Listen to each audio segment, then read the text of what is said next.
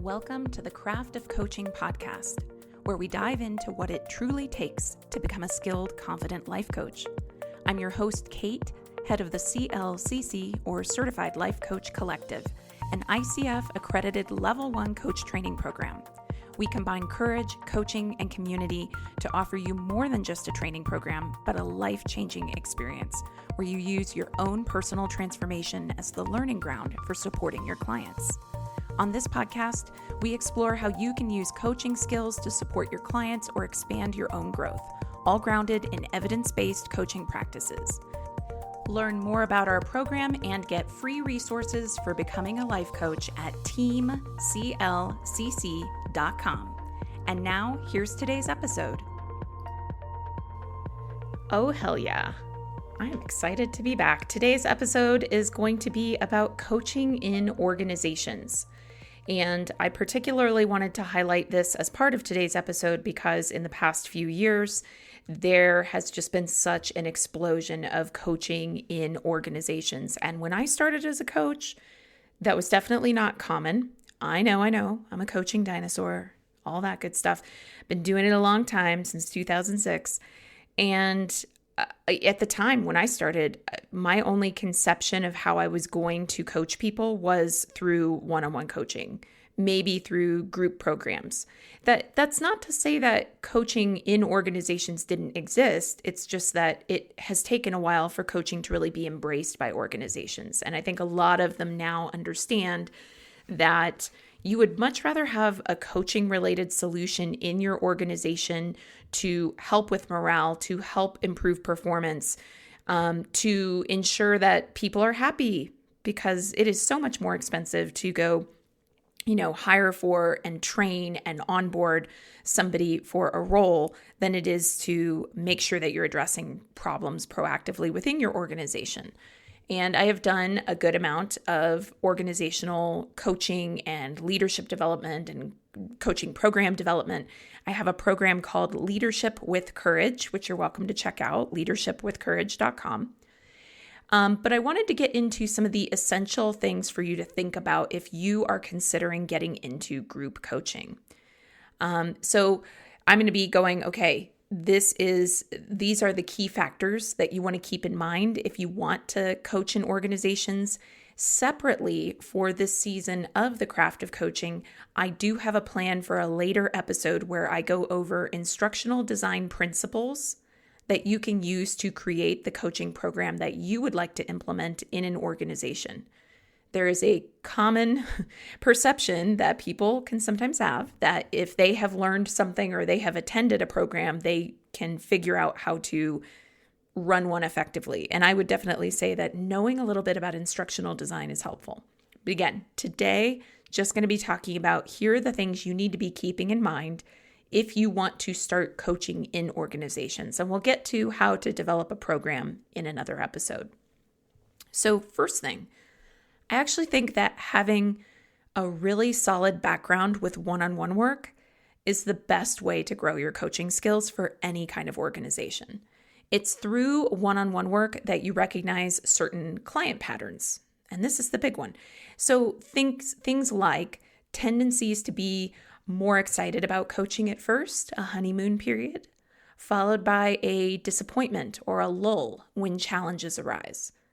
And imagine if you didn't have a strong background in one-on-one coaching sessions, if you didn't have that one-on-one client context, and then you went straight from your coach training, whatever program you attend, into I'm going to offer organizational coaching. And if you were in that organizational coaching environment running into the excitement that participants would feel at the beginning, followed by participants feeling dubious about the power of coaching, perhaps even telling the stakeholders who hired you, I thought this was going to be great, but now it's not. If you didn't have that one-on-one background, you might make up a story that it's you, that it's the organization. You might not adequately level set expectations for stakeholders. It really is, to me, important that you have a strong background in one-on-one coaching before you start getting into groups, programs, organizations. There are so many things that through one-on-one coaching you will start to see that this is just a normal part of coaching and the coaching process. And waves, for instance, like that initial excitement followed by a lull, that's actually pretty normal. And that's just one example of what you can learn from deep one-on-one work with clients. So that is my first suggestion. I know a lot of times when people are just getting out of a coach training, they're really excited to dive in. By all means, you don't have to wait a long time, but I would definitely say accrue like a good 100 hours of coaching one-on-one before you start working with organizations. You do you. That's just my advice. So next up, things to consider. Corporate or organizational coaching is always going to have a different flavor to it than regular coaching. In particular, the nature of the relationship with the organization has to be defined, and it has to be defined relative to you, relative to the client, relative to the organization itself. So let me break that down a little bit. If an organization is hiring you to coach their employees in any capacity, to run a group coaching program of any kind, a leadership, sometimes they don't call it a coaching program. Sometimes they'll say, well, we really need a leadership development program. That's a coaching program. They might say something like, we want to have you run a program that's going to improve communication and efficiency. We're calling it something different, but like essentially you're coming in and you're going to be doing some coaching. So when they are hiring you for that, and sometimes they'll hire you to come in one-on-one and work with people individually, but whether group or individually, that organization is going to be expecting two things. And you need to be keeping this in mind from the first time you talk to them, through every single update meeting, through when you are debriefing at the end and going over how training, coaching, etc. went. 1, they are going to be looking for a return on their investment. And I know that that's obvious, but if you lose sight of that, particularly with a business, nonprofits, maybe not as much, but with a business, if you lose sight of that, it's harder to get invited back. So you want to really know what they think the return on their investment is going to be. 2, they're going to have some level of expectation that you are reporting to them about general dynamics of what's happening with their teams, with their employees. And in some cases, they will literally want you to disclose the content of sessions. So for organizational coaching, effective boundaries to me are the starting point.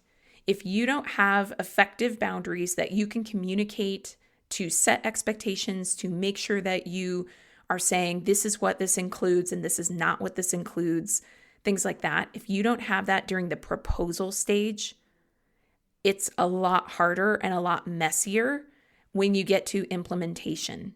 You definitely want to have those things set before you go too far.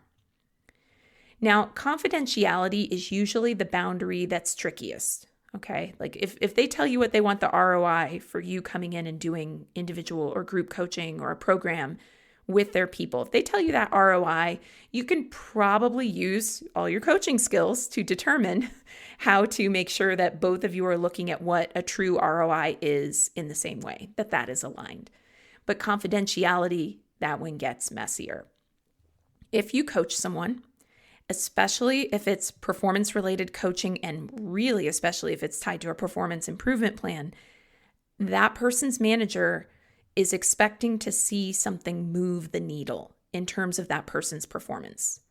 Unless you tell them otherwise, they might expect that you as coach are even engaging with them the way they might engage with another manager at the org. Think about that. 2 managers at the same organization discussing a direct report's performance within that organization, that makes sense. 2 managers will do that. They will be talking about Sally Sue or Jim Bob or whoever and like how they're performing and like what could be done to improve that. They are responsible for seeing that that person performs at a specific level that supports the business organization. But you as the coach are in a different role. You're aiding in the performance improvements, but you are also trying to hold space for this person as someone who is fundamentally healthy and whole. You're trying to hold space for their strengths as well as their opportunities for improvement. You as coach I hope, would be coming into that session, not judging them, not critiquing them, but instead remaining open, flexible, curious, a sense of unconditional positive regard, a sense of holding the space for their potential. So it is a different role. Managers have to evaluate employees on some level from a place of, is this person doing what they're supposed to do? Are they adding value to the business? Things of that nature. You're doing some level of that as well necessarily, but it's a lot of a more open situation. So you want to have really strong guardrails around confidentiality in particular, as it applies to information that has to be disclosed. If an employee in the client role tells you that they've been drinking on the job or taking money, what do you do about that? What's the protocol? You need to know this for yourself before you get into that situation. If someone tells you that they know about upcoming layoffs, that can be an interesting conversation if you're maybe even coaching someone who's probably about to get laid off. You get the picture I'm talking about, how this can get messy real quick. You have to be clear with that organization on what information is kept confidential as well as what has to be escalated. In an ethical breach, for instance, like stealing money, I'm sure that's something that the organization will want you to report. So relative to the organization, that confidentiality has to be clear, but also relative to the client.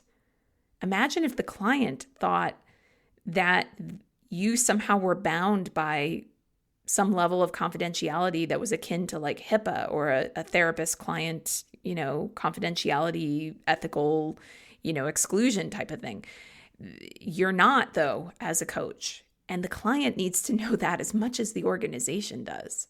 So really, really important to think about how are you going to communicate about confidentiality. If you are moving into an organization that has hired other coaches before, this is a lot easier than if you are dealing with an organization where you are the first coach that they are working with. So these are things to keep in mind. In addition to being mindful of boundaries around confidentiality, I think it's helpful to consider boundaries around level setting expectations.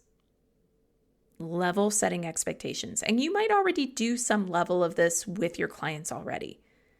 But for sure with companies, which tend to be a lot more focused on a bottom line, a return on investment for time, for money, things like that, the company needs to have a picture of what the process of change looks like so that they aren't expecting you to be the person swooping in with a cape and somehow fixing issues that are larger than any one person could fix. So again, having a strong background in one-on-one coaching is where that comes from, in my opinion. It's understanding that in the same way that in a one-on-one session, in a one-on-one context, when you first meet with a client, you might talk to them about what coaching can and can't do, about what your role is and where your role ends, things of that nature. When you are doing that kind of work with a one-on-one client, you're pretty accustomed to explaining it, talking about it, etc. And you might make an assumption your first time that, oh, of course companies understand that I can't just quote unquote fix people. Well, not always. Sometimes they are expecting you to be a fixer. So having a conversation to say, okay, what do you think that the coaching process looks like? I'd like to talk about this end to end. How do you think this is going to go? Paint a picture for me. Maybe use Brene Brown and her term, paint it done. Here's what I've noticed then you would want to move to when I work with groups, when I work with people. There are distinct phases. There are going to be turnarounds, U-turns, times when employees seemed like they're making progress and then suddenly it seems like they're not. I want to let you know about that. I want you to be aware of that. All right, next thing, trust. Trust is the other big thing that you will be navigating in an organizational coaching situation. Pardon the interruption. I apologize. This will be quick. If you are benefiting from this podcast content, would you help me out? Please, if you could just take a second to go give this podcast a quick rating, I'd really appreciate it. I put a lot of time into trying to create content that is as useful as possible for you. And I am not someone with a big media and PR firm behind me. So when you give the podcast a quick rating, it really, really helps other people to find it as well. I am so appreciative. It's a great way of paying it forward. Thank you so much. Now back to the episode. So trust. Let's be real. Most people are not hiring you as a coach to come in and support the organization if things are just peachy. Yes, some high-performing organizations willfully, proactively invest in coaching because they understand that it's better to be proactive than reactive. It's better to invest on the front end than try to play catch up on the back end when it comes to employee performance. And if you are lucky enough to get hired by an organization like that, you really want to keep that contract because that is a top-notch organization that understands, they get it. But in the majority of cases, again, let's be real. If a stakeholder accepts your proposal to come into an organization and implement any kind of coaching programs, direct report coaching, things are probably not peachy keen. There are likely problems. And in most organizations, the fundamental problem is lack of trust. At the time that I'm recording this, it's been a really brutal time for layoffs. A sense of loyalty is way down. A sense of suspicion is way up. So there are problems. Employees may not trust leadership. They may not trust each other.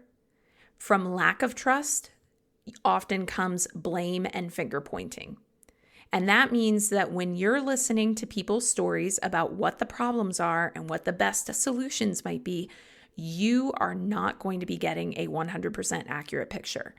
Someone from accounting is going to say that the issue is the customer care team, and the customer care team might say that the issue is accounting, while sales is going to say that the issue is the product team. You know how that goes? It's like everybody's going, no, it's not me.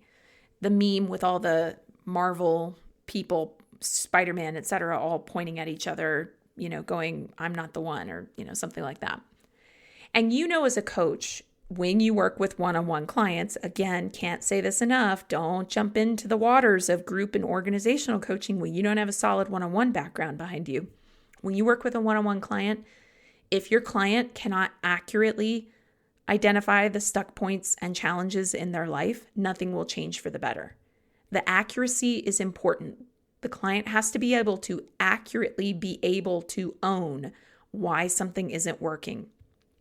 In an organization, each person you talk to might have a different idea of what the problem is and what the solution should be. And you as coach cannot play referee. You don't really know since you're not fully in the organization. Yet part of your job is to accurately assist in identifying problems and solutions. See how tricky this can be? So here's my suggestion specifically for how to handle that. When you're doing any kind of intake with the stakeholders that are directly responsible for hiring you, ask them to fill out information in writing, okay? If they don't have time to actually write something out, if they're like, no, I just want to have a meeting. Cool, we can have the meeting. Let me record this call so that I'm able to transcribe it and make sure that I'm accurate about what you're wanting. And of course, be transparent about recording. I'm literally saying, tell them you want to record it and tell them why. And my suggestion for handling it that way is this. When you're doing any kind of intake with the stakeholders directly responsible for hiring you, you need some way of being able to say, okay, here's how they're wording it. Here's the language they're choosing, and here's what they say that they want. And then once you have that, additionally, ask that the stakeholders who are hiring you allow you to survey or have some quick 15-minute touch bases with a few different people at different levels in the organization. And this is all what you're setting up in the proposal phase, okay? This is all what you're setting up when you say, this is how I do things. This is how I work, okay? You want to know, because it also is going to be a bit of a red flag if any of them are like, well, I don't know. I mean, you can talk to me, but I don't know if you could, talk to some people on other teams. And it's like, if these are teams you're going to be working with, my spidey sense would be going, well, why not? What's going on there? 99% of the time, people are going to be good with it. It's just something to be aware of, that if they're not good with it, it's a little odd. When you meet with the different people at different levels, or when you survey them, have a list of 3 to 5 options pre-prepared for what, based on the stakeholder told you, for what you think the probable issues in the organization are. And then when you meet with people, or if you have to survey them, ask them, what seems like the highest priority? Why do you do this? Because that's how you'll start to notice the patterns. Managers or stakeholders who are hiring coaches to come into an organization, they are often thinking really high level. And even though they manage people, this might shock you or not if you've spent any time in corporate, they might not even be aware of what their direct reports are doing from one day to the next. Their direct reports might be afraid to be completely honest with them about the issues, because maybe the direct reports feel like they're going to get blamed for the issues. And again, if people can't accurately identify the issue, whether in their personal life or in their professional lives, then you as a coach, you're limited in terms of how much you can help. So the best way that you can assist is to try to get the most data possible. Take a data-driven approach to needs assessment and make sure that you're pulling from multiple sources across the organization, not just the people who hired you. Now, there's plenty more that could be said about coaching in organizations, and certainly there are a lot of books and resources online about this topic. Today, I'm giving you an overview of the things to keep in mind when you are coaching in an organization. And so I'm keeping it super high level intentionally. I'm really trying to point out those things that, I'm assuming that your content, you're going to bring your heart and you're going to bring the effort and you're going to bring content that matches the needs of that organization, and all of that is fantastic. But what I'm trying to make sure it doesn't happen when you bring all of your great content, your coaching capabilities and all of that, is that you don't unintentionally get sucked into something that completely derails what you actually can provide. Because at every organization, there are politics, there are dynamics, there are things going on that could derail what you're trying to do. Okay. So I just want to touch in this last point on the importance of knowing the outcomes the organization expects and how the efficacy of your coaching will be measured. I alluded to this at the top of the episode. I mentioned the fact that organizations are concerned with ROI, or return on investment. Many coaches who are just starting out working with clients struggle with articulating with the client, without imposing it, a clear, direct session focus, and then defining with the client how that session focus will be measured. I'm saying I have personally reviewed hundreds of hours of coaching calls as director of training for Team CLCC, and have been on coaching calls and done coaching trainings live, in person, virtual, listened to recordings, all across the spectrum. That is often one of the biggest sticking points for a new coach. How do we articulate with the client, not imposing it on the client, not saying, well, do you think your session focus is this? But how do you have a process with the client where the client is in the driver's seat with a clear, direct session focus, and defining with the client how it'll be measured? Because that's the other speed bump. Sometimes coaches can define with the client what the client wants, but then defining how the progress will be measured and how we know we got there is the struggle. In an organization, you could have 3 or 4 different people telling you the different outcomes that they want, or 3 or 4 different people holding different expectations for how those outcomes could be measured.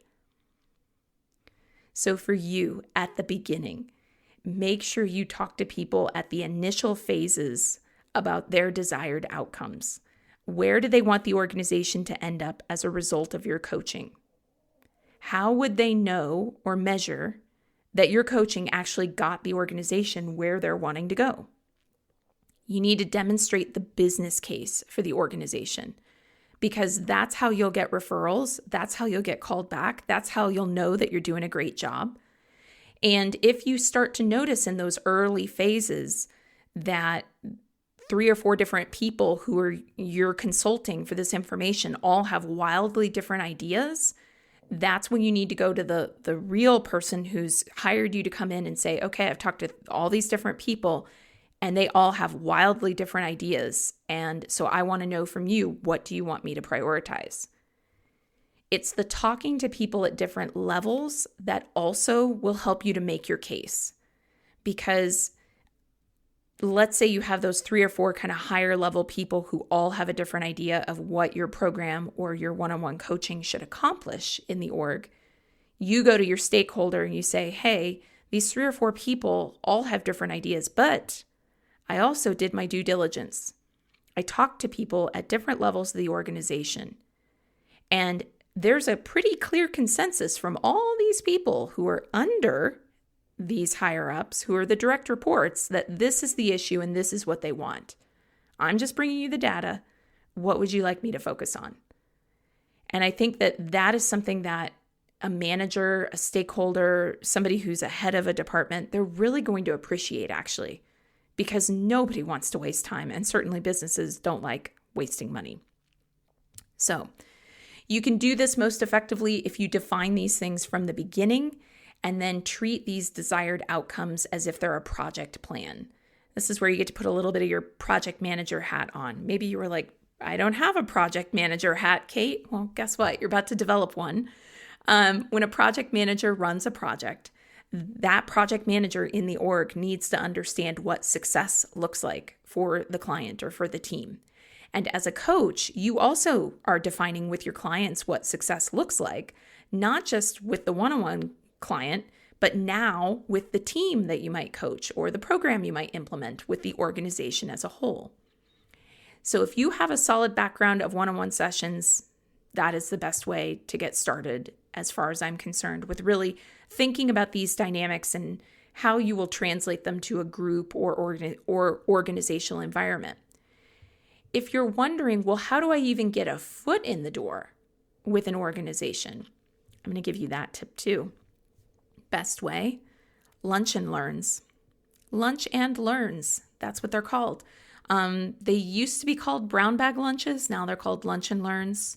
Sometimes it's like subject matter expert presentation, things like that. But essentially, you want to go find, you can target the organizations that you would like to work with, the ones that are in an industry, perhaps, that you really want to do some more coaching and program work around. And you want to find roles on LinkedIn like learning experience manager, talent development manager, corporate trainer, things like that. Maybe head of people and culture or head of HR, but probably not unless it's a pretty small organization. And actually, I would encourage you to approach startups before you try to go approach some big conglomerate that has like 10,000 employees, because startups love free. And you would be doing this for free. I just want to make sure I'm clear on that. This is how you're making connections, networking, getting a foot in the door. So you figure out who you want to target, to reach out to them, and you basically say, send them a nice email and you say, hey, I'd like to do a lunch and learn. I'm happy to do it for free. Don't downplay yourself. Don't be like, I'm just starting out and it would really help me out. Like, no, just be like, this is what I do in the world. I come into organizations and I help them to communicate better. I help teams to communicate better, or whatever the coaching is that you want to do. Okay, make it short, make it to the point. Remember, these are busy people. If your email is more than 5 or 6 sentences, it is too long. I'm here to tell you, 5 or 6 sentences, not long, okay? So you dip a toe in by reaching out and saying, hey, here's what I do and here's how I can help. I'd love to come in for a lunch and learn. Is there a time that would work for your team? Okay. And then it's based on offering these lunch and learns that you're dipping your toe into that organization's culture, you're making some initial connections, and you're seeing what it's like to come into an org. I remember working with an organization many years ago where I did a lunch and learn, and afterwards, people immediately swarmed me with questions. I did the, hey, if anybody has any questions, feel free to approach me afterwards. And it was like I had 5 or 6 people at least who waited, and wanted to talk to me privately. And many of them had questions specific to things that were going on with their teams. And it ended up being an opportunity for me to not only help them, but to then propose to the powers that be at that organization some continued programmatic work with their teams that was more in-depth than the lunch and learn. That's where you get paid, okay? So yes, the money will come, but you have to do a bit of an audition at first. That lunch and learn kind of functioned as almost like a test case for me to get in front of the right people, audition my skills for them, and at that point, a larger contract for more in-depth work became a possibility. So, getting into organizational work is a great way to work with clients and to expand beyond just one-on-one work. And if you currently work in corporate and feel like your own organization could use a helpful dose of change and support, like I said, I offer leadership work via leadershipwithcourage.com, which will redirect you over to my organizational coaching offerings. So I really hope that these have been some helpful tips that have got you thinking about the ways that you can successfully approach a company and share with them what you have to offer, and also make sure that you are putting in some controls from the beginning that are going to make it a really successful experience. All right, that's it for today's episode. Thank you so much for listening. Before you go, would you help us out and take a moment to give us a rating in iTunes, Spotify, or wherever you're listening? It really helps us get the word out to other listeners. And before you go today, would you like free resources to support your coaching journey? Whether you're considering becoming a coach or you want advanced coach skills training, access our coaching resource library at teamclcc.com. Again, that's teamclcc.com. Can't wait to connect with you. And again, thanks for listening.